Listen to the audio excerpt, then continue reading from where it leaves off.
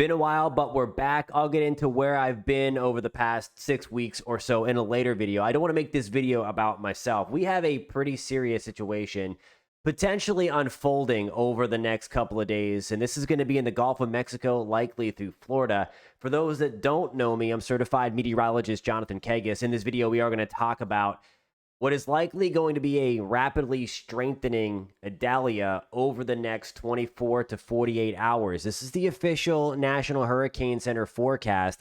And you see that H, that represents hurricane on here. And what you don't see here are the forecast wind speeds.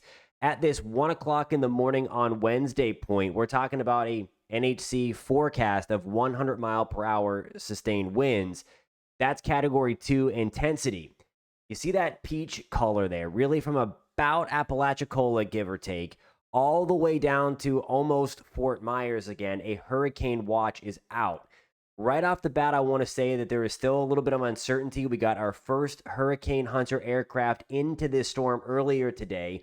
So we're going to start to get better data, and we're going to have more confidence in the model forecast and the environment surrounding Idalia going over the next few hours. So really the late Sunday night, early Monday morning model runs are going to be critical here. But I wanted to start things out showing you the official forecast from the National Hurricane Center. They themselves have mentioned in their forecast discussions about the possibility that this thing could rapidly strengthen.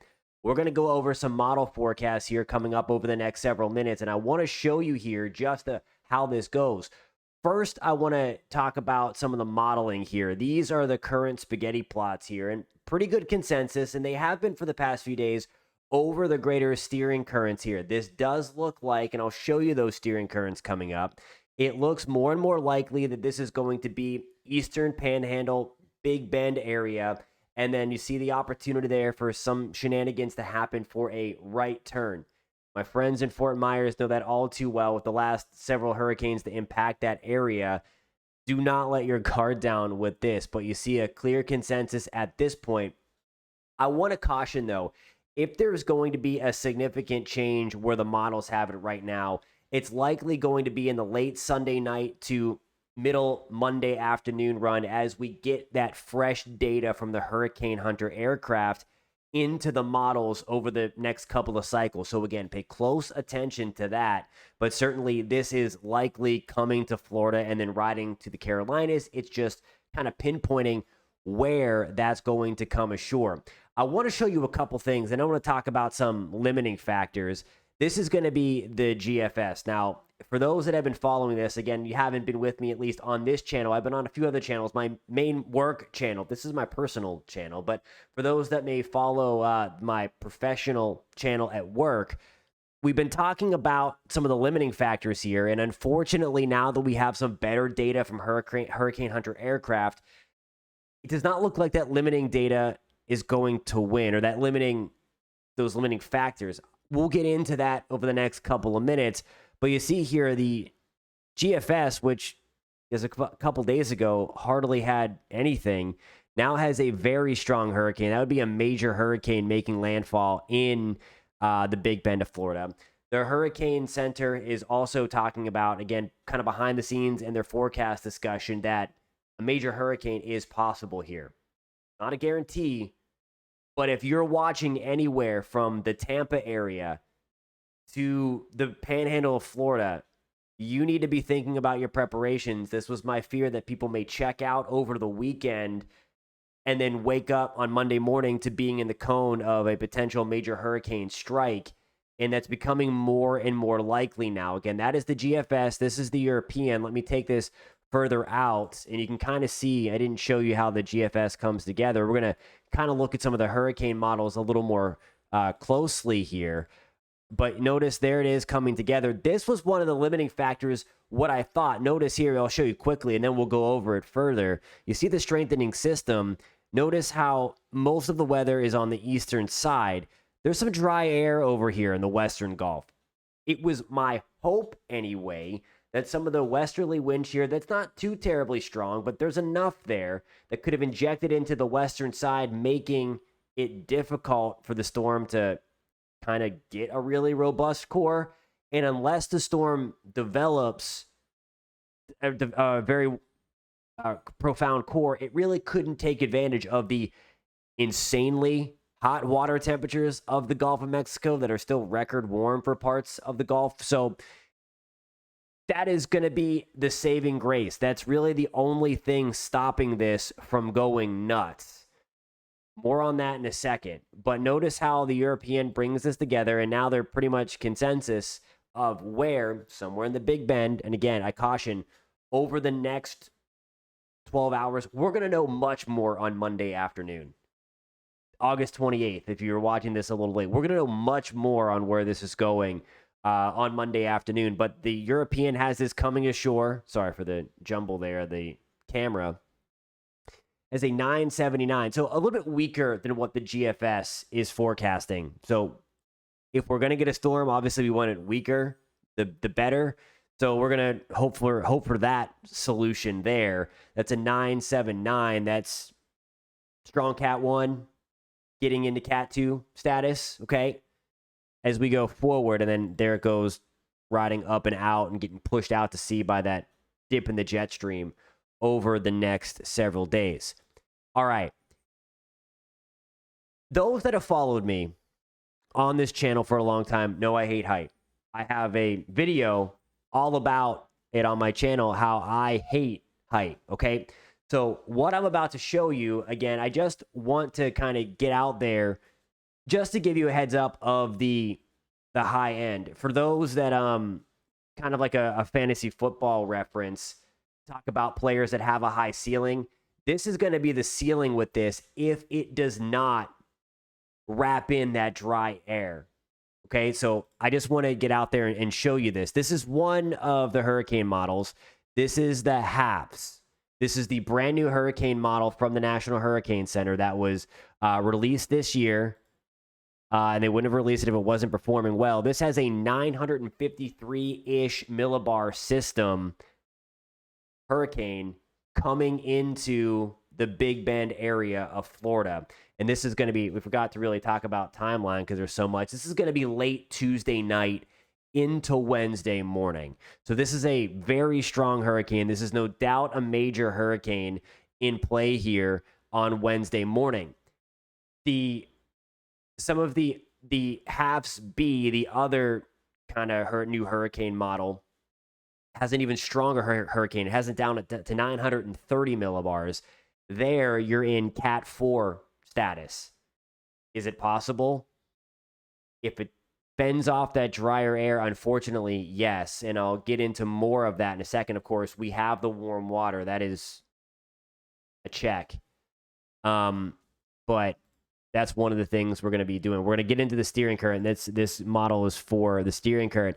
And by the way, all of these maps I'm showing you, other than the official forecast from the National Hurricane Center, are from tropicaltidbits.com. Great site, great resource if you like to follow the weather and specifically hurricanes like this. All right. So I want to show you, this is going to be the H-Warp. This is the Hurricane Warp. This is one of the National Hurricane Center's models as well. This will gradually be phased out in favor of the model that I just showed you. But as we back this off, you can kind of see a little bit of it up to the left of your screen. There's some of that dry air. I was really hoping that the trough that is kind of lifting this up into Florida was going to be able to inject some of that drier air to the western side. Now, what you're looking at here, these bright greens, that is the copious amounts of moisture in the storm, the very high relative humidity. So we have big thunderstorms. You see some of the, can kind of make out some of the outer bands here and the higher relative humidity. This is of Idalia. This is going to be on Tuesday morning, which brings me to my next point. And why it was my fear of people checking out over the weekend is because this is going to happen really, really quick. Its potential rapid intensification happens on Monday. This thing is on land early on Wednesday.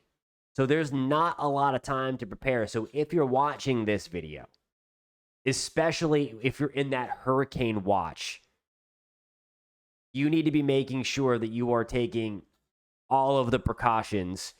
It is my hope that people learn from Ian that wobbles matter, and that when you're dealing with a system coming up out of the Caribbean and a trough to your north, that those sharp turns can happen. We're going to find out more tomorrow when we get that good data in if that can happen. Okay? Anyway, that's a side note. Here's some of that drier air, though, on the western side where it's a little lighter green and some white showing up. But notice it fends it off pretty good. Now look at this. See where it turns whiter down here? All this. There's some drier air back here.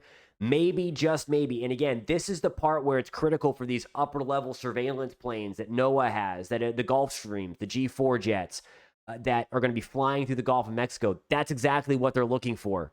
They're looking to see, okay, what is that trough? Where is it going to pull it or push it to? And how much dry air there is. Because if we can get that dry air in there, then those hurricane models that are giving that upper echelon hurricane are not going to come into fruition. Yes, it is in the realm of possibilities, though. And that's what everybody needs to take seriously. But you see it here. This is still a 969 storm, so we're approaching major hurricane status. And then I mentioned before that the H4F does have a major hurricane landfall, and that's even with it trying to pull in some drier air. Monday is going to be a critical day for the future of Idalia. All right. So here's one last thing. And there's still a major hurricane or almost major hurricane Franklin out there. This is going to get near Bermuda over the next few days. There it is. I mean, you can see it right there. This is now the 500 millibar heights. Basically, we have this big dip in the jet stream. Okay, so here is our little trough. See those westerly winds, those little the wind barbs here out of the west? That's what I was hoping that could feed in some of that drier air into the western side of Idalia. We'll see what happens. Keep your fingers crossed that it does. But it's this dip in the jet stream, okay? That's what's really kind of helping to pull it north, and it's really going to grab it and yank it up. So that's one of the reasons why, at least thankfully, it's going to go fast. I say thankfully from a flood threat perspective. But a faster forward speed with a major hurricane also means that we get extreme damaging winds through well inland Florida and into Georgia, maybe into South Carolina. So this is like it's bad no matter how you slice it. But here you go. This dip in the jet stream. And again, there's something also known as a jet streak. It's a very fast ribbon of air, upward jet aircraft fly. It's going to be right up in here. Let's see if I can turn on the 200 millibar heights real quick.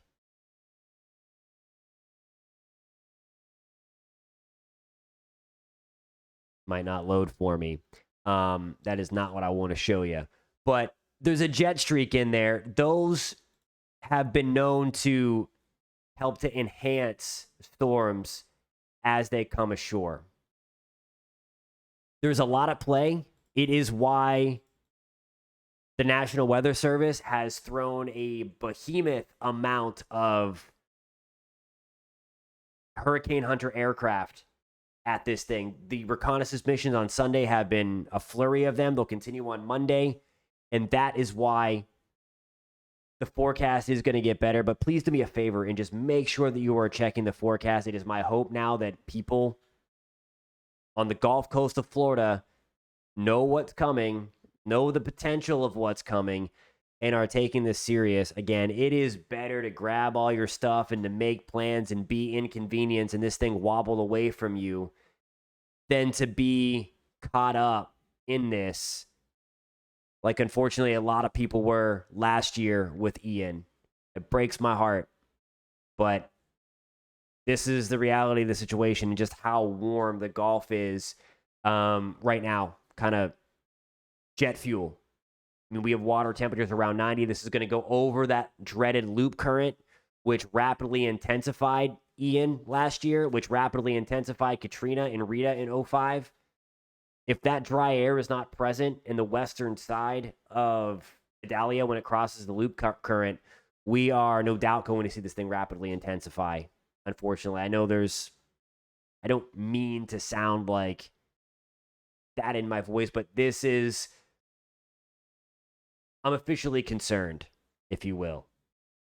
I hope that those limiting factors come into play, but everybody in Florida, especially on the golf side, need to make sure that they are getting their plan in place very, very quickly, because this thing's coming ashore late Tuesday night into Wednesday morning. It's going to be racing.